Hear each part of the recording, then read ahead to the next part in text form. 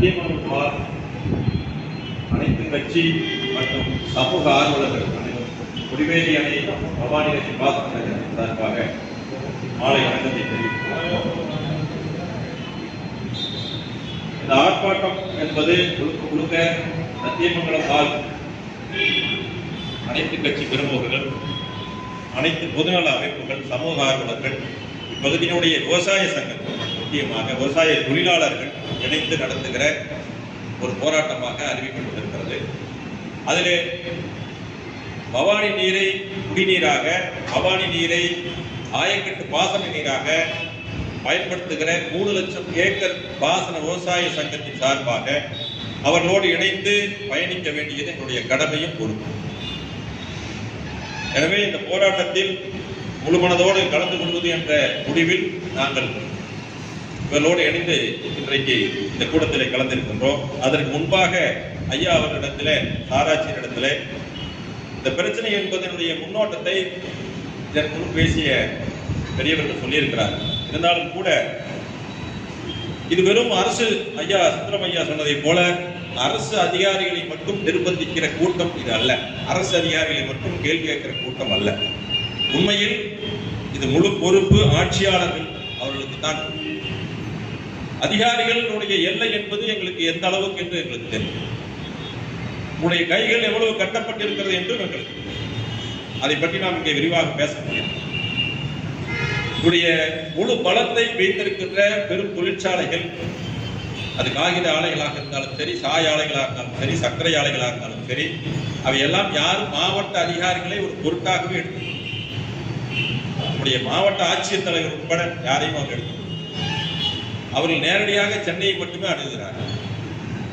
இந்த சூழலில் தான் இந்த பிரச்சனை ஐயா சொன்னதை போல இந்த விஷயம், இந்த சாய சலவை கழிவு, சீவேஜ் என சொல்லக்கூடிய நகராட்சி பேரூராட்சி கழிவுகள், தோல் கழிவுகள், மற்ற பிற தொழிற்சாலை காகித கழிவுகள் அனைத்துமே நம்முடைய பவானி ஆற்றை பொறுத்தவரை 2 வகையாக பிரிக்கலாம். ஒன்று, பவானி சாகருக்கு மேலாக ஈரோடு மாவட்டம் அல்லாத கோவை மாவட்டத்தினுடைய நிர்வாக பகுதியில் இருக்கின்ற ஒரு வகை பிரச்சனை. பவானிசார் அணைக்கு கீழாக ஈரோடு மாவட்டத்தின் கட்டுப்பாட்டில் இருக்கின்ற பிரச்சனை. ஐயா சொன்னதை போல இந்த ஆலாங்கொம்பு பிரச்சனை என்பது சிறுமுகை வட்டத்தில் ஏற்படுத்தப்பட்டது. சிறுமுகை வட்டத்தில் ஆலாங்கொம்பு என்கின்ற ஒரு சிற்றூரில் 3 ஊராட்சிகளுக்கு நீரேற்றம் செய்கிற ஒரு பம்பிங் ஸ்டேஷன், நம்முடைய தமிழ்நாடு குடிநீர் வடிகால் வாரியத்தால் ஏற்படுத்தப்பட்ட ஒரு பம்பிங் ஸ்டேஷனில் அந்த பகுதி மக்கள் காலையிலே தங்களுக்கு வந்த நீர் பெரும் கழிவாக வந்திருக்கிறது என்று அறிந்து ஆற்றை போய் எட்டி பார்க்கிறார்கள். அந்த நேரத்தில் அதற்கு சிறு தடுப்பு கட்டப்பட்டிருக்கும். ஐயா உங்களுக்கு தெரியும், எப்பவுமே ஆற்றங்கரையில பம்பிங் ஸ்டேஷன் ஒரு குழி ஏற்படுத்தியிருப்பார்கள். அது ஒரு சிறு தடுப்பு கட்டியிருப்பார்கள். அந்த தடுப்பிலே முழுவதும் சாய சலவை நீர் தேங்கி இருக்கிறது. அருகாமையில் இருந்த அதிகாரிகளிடத்தில் புகார் சொல்லுகிறார்கள். கோவை மாவட்டத்தை சேர்ந்த சுகாதாரத்துறை நேரடியாக வந்து ஆய்வு செய்ததில் ஆய்வின் முடிவில் அந்த இடத்திலே அவர்கள் முடிவு செய்து விட்டார்கள், இது முழுக்க கலப்படமாக இருக்கிறது, இது சாய நீராக இருக்கலாம், நாங்கள் டெஸ்டிங் கொடுக்கிறோம், அது வரைக்கும் இந்த நீரை யாரும் பயன்படுத்தக்கூடாது, குடிநீர் பம்பிங் செய்ய வேண்டாம் என்று அவர்கள் ஒரு உத்தரவை உள்ளூர் லோக்கல் பாடிஸ் பஞ்சாயத்துக்கு சொல்லிவிட்டு சென்று விட்டார்கள். அதுதான் செய்தியில் பெரிய அளவில் வந்தது. இன்றைக்கு சத்தியமங்கல மக்கள் குமருகிற அவருடைய கோபத்தை ஏற்படுத்தியிருக்கிற விஷயம் அதுதான் முதலில். என்றால் காலகாலமாக அவர்கள் இந்த பகுதிக்கு மேல் பகுதியில் இருப்பதற்காக போராடுகிறார்கள். நம்முடைய பகுத்தம்பாளையம் போன்ற பகுதியில் இருக்கின்ற காகித ஆலைக்கு போராடி கொண்டிருக்கிறார்கள். அதற்கு எதிர்த்து வெள்ளியம்பாளையம் பகுதியில் இருக்கின்ற காகித ஆலையை எதிர்த்து போராடி கொண்டிருக்கிறார்கள். இருந்தாலும் கூட இந்த போராட்டத்தினுடைய மூல ஆதாரம் அந்த ஆலாங்கொம்பு என்ற இடத்தில் கடந்த 25 நாட்களுக்கு முன்பு ஏற்படுத்தப்பட்ட இந்த கழிவு நீர் தான். ஆற்றினுடைய நீர் போக்கு குறைவாக இருப்பது தெரியாமல் அந்த நபர்கள் இது போன்ற சாய சலவை ஆலைகள் தண்ணீரை இரவு நேரங்களில் விடுகிறார்கள். அது ஆற்று நீரில் இரவோடு இரவாக அழித்து சென்று பவானி சாகருடைய பெரும் கொள்ளளவு கொண்ட ஒரு 90 அடி இருக்கின்ற ஒரு 26 வீழ்ச்சி இருக்கின்ற நீரில் கலந்துவிடும் என்று அவர்கள் திறந்துவிட்ட நேரத்தில் பவானி ஆற்றின் நீர் குறைவாக வந்ததால் அவர்கள் மாட்டிக்கொண்டார். அவ்வளவுதான். இன்னும் தெரிந்திருக்காங்க. இதே பவானி சாகர் அணைக்கு கீழாக இங்கே சிக்கரசம்பாளையம் என்ற ஒரு ஊர் இருக்கிறது. இந்த பகுதியில் இன்றைக்கு போனால் கூட, இப்பொழுது போனால் கூட இந்த மக்கள் நம்மால் அங்கே வீடுகளிலே சிறு சிறு தொட்டிகளை வைத்து அங்கே சாய சலவை அவர்கள் கைத்தறியால் தயாரிக்கக்கூடிய சிறுமான மனிதர்கள் தான். அவர்கள் அந்த சாய சலவையுடைய துணியை நேரடியாக ஆற்றிலே பிடிக்கி விடுகிறார். அனுமதி கிடையாது. இந்த போன்ற ஆலைகளுக்கு அனுமதி கிடையாது. சிறுமுகையில ஆலாங்கொம்பியில நடந்த சம்பவத்திலே அந்த அப்படி ஒரு ஆலை என்பதே அங்க இருக்கின்ற பொலிஸ் கண்ட்ரோல் போர்டுக்கே தெரியாது. இரண்டாவது ஆலை என்ற வகைப்பாட்டுக்குள்ளே வரவில்லை. அவர்கள் கைத்தறி ஆடை உற்பத்தி செய்கின்ற ஒரு சிறு குழு, சொசைட்டிக்கு நூல் பெற்று அவரிடத்திலே துணியை உற்பத்தி செய்து கொடுக்கின்ற ஒரு சிறு குழு. இவர்கள் கண்காணிப்பதே கிடையாது. அது கோவை மாவட்ட மாசு கட்டுப்பாட்டு வாரியமாக இருந்தாலும் சரி, நம்முடைய ஈரோடு மாவட்ட மாசு கட்டுப்பாட்டு வாரியம் வந்தாலும் சரி, நாங்கள் பல முறை வேளாண் குறை நீதிமன்ற கூட்டத்திலே சொல்லியிருக்கின்றோம், நேரடியாக பேசியிருக்கின்றோம்.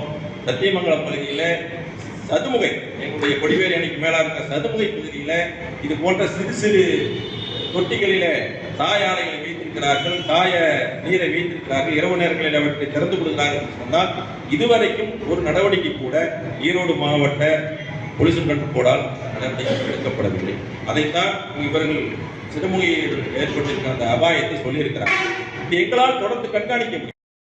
அடிப்படையிலே சத்தியமங்கலத்தை பகுதியை சேர்ந்த அமைதியான முறையில் ஆர்ப்பாட்டத்தை முன்னெடுத்திருக்கிறார். இதற்கு நீங்கள் அனுமதி கொடுத்துதான் ஆக வேண்டும். நடவடிக்கை எடுக்கும். ரெண்டு ஒன்றுதான். இதற்காக நாங்கள் ஆர்ப்பாட்டத்தை ஏற்படுத்தியிருக்கிறோம் என்றால் நடவடிக்கை இல்லாத பட்சத்தில் தொடர்ந்து ஐயா அவர்கள் பொறுப்பேற்று 6 மாதம் இருக்கும். நீங்கள் இந்த வரலாற்றை எடுத்து பாருங்கள். எத்தனை முறை கோபி கோட்டாட்சியர், சாராட்சியர் எத்தனை முறை நான் குழந்தையா இருக்கிற காலத்திலிருந்து இந்த பொதுமக்கள் வந்து மனு கொடுக்கிறார்கள். இந்த சாய தலைமையாளர்கள் வந்து கொடுக்கிறார்கள். காய்கறிகளுடைய பிரச்சனைகள் இந்த சத்தியமங்கலம் பகுதி மக்கள் பல பேர் 6 நாள் 7 நாள் உண்ணாவிரதம் இருந்தவர்கள் எத்தனையோ பேர் இருக்கிறார்கள், அடிபட்டவர்கள் இருக்கிறார்கள். ஆனால் இன்றைக்கு வரைக்கும் எங்களுக்கு முடிவு அஜாவுக்கு தெரியும். போலீஸ் கூட அம்மா வந்திருக்காங்க. அவர்களுடைய கட்டுப்பாட்டில் தான் சிப்காட் ஆலை இயங்குகிறது. மற்ற மாவட்ட அளவில் இவர்கள் ஆலையை இவருடைய அலுவலகத்தை தாண்டித்தான் சிப்காட் வளாகத்துறையாவே செல்ல வேண்டும். அங்கு சாய சலவை ஆலைக்கு ஒரு பொது சுத்திகரிப்பு நிலையம் இருக்கிறது, தோல் ஆலைக்கு ஒரு பொது சுத்திகரிப்பு நிலையம் இருக்கிறது. கடந்த 4 மாதத்துக்கு முன்பு துணை முதல்வர் வந்து நான் கேட்ட பரப்புகளில் 50 கோடி ரூபாய் செலவில் மீண்டும் 127 ஆலைகளுக்கு பொது சுத்திகரிப்பு நிலையம் அமைக்கப்படும் என்று அடிக்கல் நாட்டி சென்றிருக்கிறார். இவ்வளவு நடந்த பிறகும் ஈரோடு தான் விளையாட்டப்படும் என்று உத்தரவாதம் கொடுத்த பிறகும் நாங்கள் அவற்றை தினசரி கண்காணிக்கிறோம், எங்களுடைய ஆன்லைன் பாராமீட்டர் கண்காணிக்கிறோம் என்று சொல்லிய பிறகும் இன்றைக்கு வரைக்கும் பெருமுறையை அந்த சிறுகாட்டை சுற்றி இருக்கிற நீரை ஏதாவது ஒரு மக்கள் நம்முடைய கிணற்று இறக்கி குடிக்க முடியும். வேட்டூர் மலை, கோலாவட்டி போன்ற சுற்றி இருக்கிற கிராமங்களில் எந்த மக்களும் தற்போது கிடையாது. எல்லோரும் ஊருக்குடிக்கு வந்து திருப்பூரை நோக்கி இந்த பக்கம் வெந்தேரி நோக்கி நகர்ந்திருந்தார்கள். அந்த இருக்கிற கிணறுகள் தண்ணீர் நிரம்பி இருக்கிறது. தண்ணீரை கையில் அவர் தங்களுடைய காலடிக்கு இருக்கிற தங்களுடைய நேரடி கண்காணிப்பு இருக்கிற ஒரு சிப்காட் வளாகம் செய்யப்பட்ட ஒரு வளாகத்துக்கு உள்ளாகவே நம்முடைய மாசு கட்டுப்பாட்டு வாரியம் இந்த ஆலைகளை கட்டுப்படுத்த முடியவில்லை. நீங்கள் எங்களுடைய சத்தியமங்கலம் பகுதியில் இருக்கின்ற காய்கறி ஆலைகளையோ அல்லது அதற்கு மேற்புறம் இருக்கின்ற ஆலைகளையோ அல்லது நீங்கள் புதிதாக இன்றைக்கு குடிவேரி அணைக்கு அருகாமையிலே 100 கோடி ரூபாய் செலவிலே 15 லட்சம் லிட்டர் நீரை எடுத்து தாயாலை அமைப்பதற்கு கண்ட்ரோல் போர்டு கடந்த 35 நாட்களுக்கு முன்பு அனுமதி கொடுத்தீர்களே அந்த ஆலையையோ எப்படி நீங்கள் கட்டுப்படுத்த போகிறீர்கள்? அடிப்படை கேள்வி. உங்களுடைய வீட்டுக்குள்ளாயே உங்களுடைய அதிகாரத்தை செலுத்த முடியாத போது உங்கள் அலுவலகத்தில் இருந்து 50 கிலோமீட்டர் ஆக்கிரமிப்பை வந்து நாங்களே பயன்படக்கூடிய இடத்தில் மனித கண்காணிப்பற்ற இடத்தில் நீங்கள் எப்படி இந்த ஆலைகளை நீங்கள் நிர்வாகம் செய்வது சாத்தியமே அல்ல. இவ்வளவு பிரச்சனை இருக்கும். 35 நாட்களுக்கு முன்பு நீங்கள் எப்படி இவ்வளவு பெரிய ஆலைக்கு ஆற்றங்கரை ஓரத்தில் அனுப்பி கொடுத்தீங்க? நான் டிஎம்ஓவுக்கு கடிதத்தை கடந்த 15 நாட்களுக்கு முன்பு ஆன்லைன்ல அவருடைய முகவரிக்கு அனுப்பிச்சிருக்கிறேன். இதுவரைக்கும் நீங்க பதில் ஆட்சித்தலைவருக்கு அனுப்பிச்சிருக்கேன். 16 பக்கம் கொண்ட கடிதத்தை உங்களுடைய தமிழ்நாடு மாசு கட்டுப்பாட்டு வாரியத்துடைய கூடுதல் செயலாளர் சூர்யாசாக ஐஏஎஸ் அம்மா அவர்களுக்கு 15 நாட்களுக்கு முன்பு நான் கொடுத்திருக்கேன். உறுப்பினர் சேகரித்து ஐஏஎஸ் அம்மா அவர்களுக்கு 15 நாட்களுக்கு முன்பு கொடுத்திருக்கோம். நமக்கு ஈரோட்டுடைய பொறுப்பு அமைச்சர் மரியாதைக்குரிய உஷாமி ஐயாவிடத்தில் நேரடியாக நின்று 1/2 மணி நேரம் தனியாரையிலே பற்றி பேசி அவரிடத்தில் மனு இந்த பயிர்களுடைய கோவில் சட்டமன்ற உறுப்பினர்களை மனு கொடுத்திருக்கிறோம். நம்முடைய பவானிசாகர் சட்டமன்ற மாண்பு பண்டாரி அவரிடத்தில் மனு கொடுத்திருக்கிறோம். எல்லோரு இடத்திலும் மனு கொடுத்திருக்கிறோம். நாளை எப்படி அனுமதி கொடுக்கப்பட்டது ஆனால் இதுவரைக்கும் எனக்கு யாருமே பதில் கொடுக்கலையே. எனக்கு புரிதா இல்லையா? அந்த பொதுமக்களுக்கு சொல்லுங்க, எப்படி கொடுக்கணும்? ரிலாக்ஸேஷன் ஒரு வார்த்தை சொல்றாங்க. நாங்க போட்ட வழக்குல காளிங்கராயன் பாசன விவசாயிகள் சங்கமும் குடிவேரி விவசாயிகள் சங்கமும் நாங்கள் தமிழ்நாடு அரசு மீது போட்ட வழக்கில் தமிழ்நாடு அரசில் 1998 300 பக்கம் கொண்ட ஒரு தீர்ப்பை பெற்றோம். அந்த தீர்ப்பு அன்றைய அரசால் சட்டமாக்கப்பட்டது. அதனுடைய ஆணை 327/1998 அரசாணை. அந்த அரசாணையில சொல்லக்கூடிய செவப்பு தொழிற்சாலை, மாசு ஏற்படுத்துகிற செவப்பு தொழிற்சாலைகள் 14 வகையான தொழிற்சாலைகளுக்கு ஆற்றங்கரை ஓரத்தில், அது தாமிரபரணியாக இருந்தாலும், வைகையாக இருந்தாலும், காவிரியாக இருந்தாலும், நம்முடைய பெருவள்ளமாக இருந்தாலும், குண்டேரி பள்ளமாக இருந்தாலும் 5 கிலோமீட்டர் தொலைவுக்கு அப்பால் தான் இந்த 14 வகையான சாய ஆலைக்கு அனுமதி கொடுக்க வேண்டும் என்று அரசாணை தீர்ப்பல்ல, தீர்ப்பை நாங்கள் விட்டு அரசாணையாக மாற்றினோம். அப்படி இருக்கின்ற போது நீங்கள் விதிவிலக்கு என்று ஒரே வரியை வைத்துக் கொண்டு 100 கோடி ரூபாய் செலவில் பவானி ஆற்றங்கரையில் இப்படி ஒரு ஆலை அமைப்பதற்கு, அது 2023 இருக்கின்ற பெரிய மனிதர்கள், இருக்கின்ற பொதுநல ஆர்வலர்கள், பவானி விவசாயிகள் சங்கம், காளிங்கராயன் விவசாயிகள் சங்கம் இணைந்து 2000 பேர் விவசாயிகள் நம்முடைய கொடிவேரி அணைக்கு அருகில் இந்த ஆலைக்கு அனுமதி கொடுக்கக்கூடாது என்று ஆர்ப்பாட்டம் செய்திருக்கிறோம். கொடிவேரி அணையிலிருந்து கவந்தக்காய் வரைக்கும் 40,000 பாசன பரப்பளவில் இருக்கின்ற 18 பஞ்சாயத்துகள், 8 பேரூராட்சிகளில தனி தீர்மானம் நிறைவேற்றிருக்கிறோம். இது போன்ற ஆலைகளுக்கு சட்டத்துக்கு உட்பட்டு எந்த ஆலைகளுக்கும் அனுமதி கொடுக்கக்கூடாது என்று பஞ்சாயத்தினுடைய தனி தீர்மானத்திற்கு ஐயாவுக்கு தெரியும். அது உச்ச நீதிமன்றம் வரைக்கும் அது எவ்வளவு அதிகாரப்படுத்தி தெரியும். 18 ஊராட்சிகள், 8 பேரூராட்சிகள் தனி தீர்மானம் நிறைவேற்றி மரியாதைக்குரிய நம்முடைய மாவட்ட ஆட்சியரிடத்தில், நம்முடைய உள்ளாட்சி அமைச்சரிடத்திலுமே முதலமைச்சருக்கும் அனுப்பியிருக்கு. 5000 மக்கள் ஆன்லைன் மூலமாக கையெழுத்திட்டு அந்த ஆன்லைன் விண்ணப்பத்தை நம்முடைய மாசு கட்டுப்பாட்டு வாரியத்துக்கு அனுப்பியிருக்கு. இவ்வளவு அனுப்பி எதிர்ப்பு காட்டிய பிறகும் நீங்கள் கடந்த 35 நாட்களுக்கு முன்பு அதே ஆலைக்கு அனுமதி கொடுப்பது என்பது எங்களை என்ன மனநிலையில் எங்களை பார்க்கிறீர்கள் என்று எனக்கு தெரியும். அதனுடைய வெளிப்பாடுதான் இவர்கள் கூறுகிற போராட்டம் என்று நான் நினைக்கிறேன். நாங்கள் இந்த ஆலைக்காக குடிவேரி எப்படி இவர்கள் இந்த பகுதிக்கு செய்கிறார்கள் என்றால் நான் ஒன்றும் ஆபத்து பார்க்கணும் அல்ல. ஒரு 150 கிலோமீட்டர் பவானி ஆட்டை ஒரு மனிதன் காப்பாற்ற முடியாது. இந்த பகுதியிலே இந்த பெரிய மனிதர்கள் காப்பாற்றுகிறார்கள், அந்த பகுதியிலே என்னை போன்ற சாமானியர்கள் காப்பாற்றுகிறார்கள். இந்த அடிப்படையிலே இந்த போராட்டத்திலே நாங்கள் கலந்து கொள்கிறோம். வரும் காலத்திலே நான் ஆட்சித்தலைவர்களை சொல்லியிருக்கிறேன், அமைச்சரிடத்தில் சொல்லியிருக்கிறேன். 15 நாட்களுக்குள் இந்த ரிலாக்ஸேஷன் என்ன என்பதை நீங்கள் வெளிப்படுத்தாவிட்டால் 20,000 மக்களை நான் திரட்டி எண்ணிக்கையின் அடிப்படையில் காட்டி நான் போராட்டம் நடத்துவேன் கோவில் என்று சொல்லியிருக்கிறேன். நீங்கள் தாராளமாக தலையெண்ணி கொள்ளலாம். நிர்வாகம் நடக்காது கோவிலே, பவானி சார்பிலே நடக்காது, பவானியிலே நடக்காது, மத்திய தொகுதியிலே நடக்காது. இங்கு எந்த கட்சி வேறுபாடும் கிடையாது, இங்கு எந்த இன வேறுபாடும் கிடையாது. நீங்களும் நானும் இவர்களும் எல்லோரும் இந்த நீரை குடித்தாக வேண்டும், இங்கே சுவாசித்தாக வேண்டும், இங்கே வாழ்ந்தாக வேண்டும். இந்த நீரை தான் பாசனமாக நாம் குடித்தாக வேண்டும். ஒரு நொய்யலை காப்பாற்ற முடியவில்லை. இங்கு இருக்கின்ற அனைத்து மக்களும் நாங்கள் நொய்யல் ஆற்றங்கரையிலிருந்து தான் இங்கே குடிபெயர்க்கிறோம். பவானி ஆற்றங்கரையிலே இந்த மக்கள் யாரும் அன்றைய ஒரு 1000 வருஷத்துக்கு முன்னாடி கிடையாது. எல்லோரும் நொய்யல் ஆற்றங்கரையிலிருந்து தான் குடிபெயர்க்கிறவர்கள். இங்கே இந்த நொய்யல் ஆறு எந்த அளவுக்கு இருக்கும் ஐயா உங்களுக்கு தெரியும். செங்கப்பள்ளியை தாண்டி அந்த நொய்யலாற்றுக்கு தாண்டுகிறீர்கள் என்றால் ஆறு வருவதற்கு 3 கிலோமீட்டருக்கு முன்பே உங்களுடைய மூக்கை துளைக்கும்.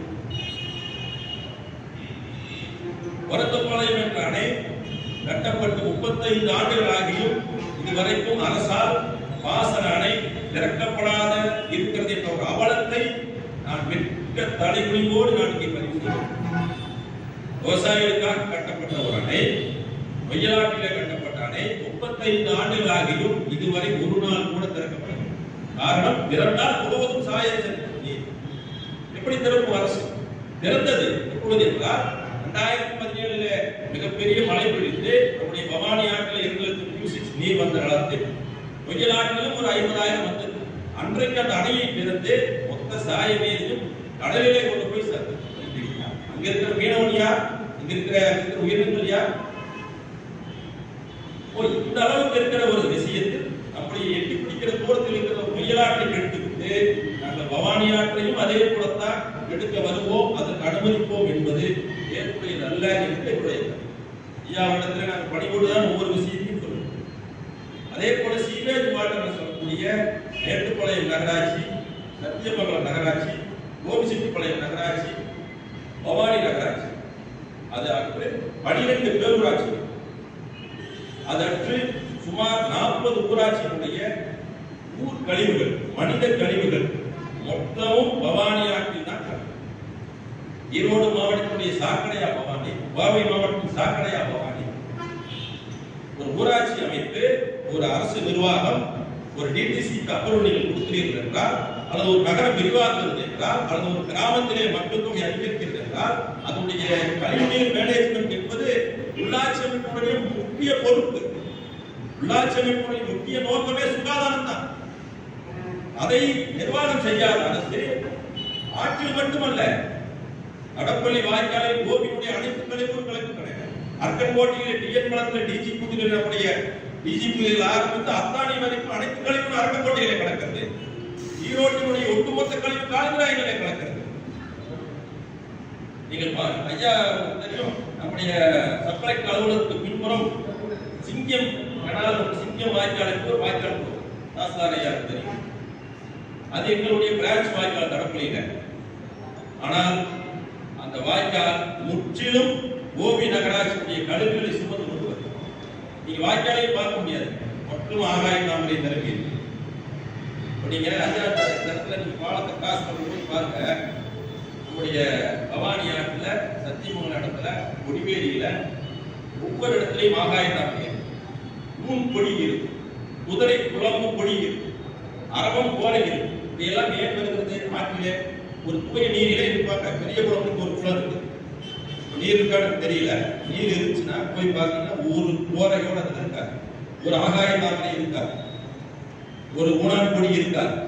இங்க இருக்கிற பெரும்பள்ளம், கடம்பூருக்கு கீழே இருக்கிற பெரும்பள்ளத்துல போய் பாருங்க, தாளவாடியில் இருக்கிற ஒரு குளத்தை போய் பாருங்க, இருக்காது. ஏன்னா ஆகாய தாமரையோ, ஊன் கொடியோ, குதிரை குழாம்பு செடியோ, அடங்கோரையோ, கழிவு நீரில் தான் எங்கே நீர் மாசுபட்டு இருக்கிறதோ அங்குதான் அது உற்பத்தியாகும். அது உற்பத்தியாகி அந்த அழுக்கை உறிஞ்சதோடு மட்டுமல்ல, நீரில் இருக்கின்ற ஆக்சிஜனையும் சேர்த்து, ஆக்சிஜனையும் உறிஞ்சுகிற பொழுது ஆக்சிஜன் பற்றாத இருக்கின்ற மீன் 17/2015 வழக்கில ஆலைகளை ஆற்றங்கரை ஓரத்தில் விரிவாக்கம் செய்யக்கூடாது. இந்த 90 பிறகு 5 கிலோமீட்டர் எந்த ஆலையும் வரக்கூடாது. அதுக்கு முன்பு இருந்த ஆலைகளுக்கு ஒரு உத்தரவு கேட்டோம். அவங்க மாசுபடுத்தினா என்ன செய்வது என்று கேட்டபோது அவர்கள் சொன்னது, இந்த ஆலையை நீ விரிவாக்கம் செய்வதற்கு அனுமதி இல்லை. இரண்டாவது, அடிப்படையாக மாவட்ட நிர்வாகம், ஈரோடு மாவட்ட நிர்வாகம் ஒரு 7 ஆண்டுகளுக்கு இவர்களை முறையாக சித்தாட்டத்தை இவர்களை மாற்றம் செய்து கொண்டு சென்றுள்ளனர். அதற்கான உதவிகளை, அதற்கான நிதி உதவிகளை, கடன் வசதிகளை மாவட்ட நிர்வாகம் மாநில அரசோடு இணைந்து செய்யுங்கள் என்று அந்த உத்தரவுகளை சொல்லியிருக்கிறார். இவ்வளவு சொன்ன பிறகும் நீங்கள் ஒரு குறிப்பிட்ட ஆலை நான் பவானி ஆற்றங்கரைக்கு தான் வருவேன் என்று சொல்வதும், அதற்கு நாங்கள் இவ்வளவு மக்கள் எதிர்ப்பு தெரிவித்த பிறகும் நீங்கள் அதுக்கு அனுமதி கொடுப்பதும், இந்த கண்ணாப்பூச்சி ஆட்டத்தை எதிர்த்து தான் இந்த போராட்டம் இவர்கள் செய்கிறார்கள். அதில் நாங்களும் கலந்தோம். ஐயா அவர்கள் அந்த ஆலை சம்பந்தமாக நிறைய தரக்கூடிய ஐயாவுடைய ஆன்லைனில் நான் அனுப்பியிருக்கிறேன், நீங்கள் படித்திருப்பீர்கள் நினைக்கிறேன். கடந்த 15 நாட்களுக்கு முன்பு நீங்க ரிசீவ் ஆயிருக்கீங்க, படிக்க மேடம் படிச்சிருக்க, மேடம் இதற்கு பதில் கொடுக்கல.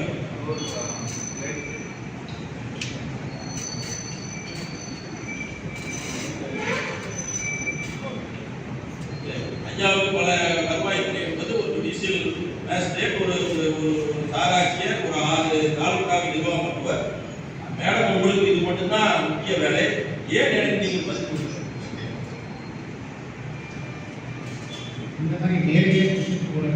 இல்லையா?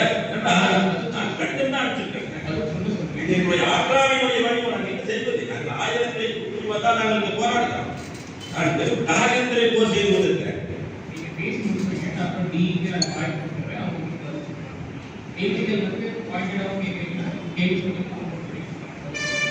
அதே போல பிஓடி என சொல்லக்கூடிய பயோலாஜிக்கல் ஆக்சிஜன் டிமாண்ட் பவானி ஆற்றிலே மிக குறைவாக மாறி, சிஓடி என சொல்லப்படக்கூடிய அந்த ஆக்சிஜன் டிமாண்ட் மிக குறைவான அளவில் மாறி இருக்கிறது. டோட்டல் டிசால்வ் சாலிட்ஸ் என்று சொல்லக்கூடிய டிடிஎஸ் மிக அதிக அளவு மாறி இருக்கிறது. எலக்ட்ரிக் கனெக்டிவிட்டி மிக அரிதாக மாறி இருக்கிறது. சால்ட்ஸ் அண்ட் பேஸ்ட் காட்மி மற்றும் காரியம் அதிகமாக இருக்கிறது. இதை கருத்தில் கொண்டு நாங்கள் தொடர்ந்து 5 வருடங்களாக online measurement, online water measurement, மாசு ஏற்படுத்துகிற நீரை ஆன்லைன் மூலமாக நமக்கு கொடுத்துதவுகிற இயந்திரத்தை, அந்த டிடிஎஸ் இயந்திரத்தை பொறுத்து சொல்லி பவானி ஆற்றிலே பவானி சாகர் அணைக்கு மேலாக 2 இடத்திலும் பவானி சாகர் அணைக்கு கீழாக 3 இடத்தில், அது ஒன்றும் பல கோடி ரூபாய் செலவு கிடையாது. ஒரு இயந்திரம் அதிகபட்சம் 20 லட்சம் ரூபாய். அதை நீங்கள் பொருத்தினால் இருக்கிற சாமானிய மக்களுடைய தினசரி இருக்கிற பெரிய மனிதனுடைய போனுக்கு அல்லது ஐயாவுடைய போனுக்கு ஒவ்வொரு நிமிடமும் அதனுடைய நீரிலே போகிற மாசு, அதனுடைய சுத்தம் உங்களுக்கு வந்து கொண்டே. நாங்கள் அதை பெரிய அளவில் நீதிமன்றத்திலே வாதாடி காலைஞராயின் வாய்க்காலிலே 2 இடங்களிலே மாற்றோம். மீண்டும் இந்த இடத்திலே பரிதாபகரமான ஒரு விஷயத்தை சொல்கிறேன். அந்த 2ம் தற்சமயம் வேண்டும். நான் நிர்வாகம் செய்ய முடியாது. அரசு அம்மாவை கேளுங்க, நீங்க தான் 7 பேருக்கு தான் தப்பா நினைச்சுக்காதீங்க. ஏன் இயங்கல இந்த கண்துடைப்பு எதற்கு தொடர்ந்து எங்களுக்கு அது இருந்தா நாங்க ஒரு செகண்ட்ல பண்ணா வந்து ரிப்போர்ட் கொண்டு வந்து கையில சாலிட் கொண்டு வந்து ரிப்போர்ட் கையில கொடுத்துருக்காருல. நீங்க அதை மாற்றி நான் எழுதுன்னு சொல்ல முடியாதுல்ல. உங்க போனுக்கு வரும்ல, என்ன போனுக்கு வரும்ல.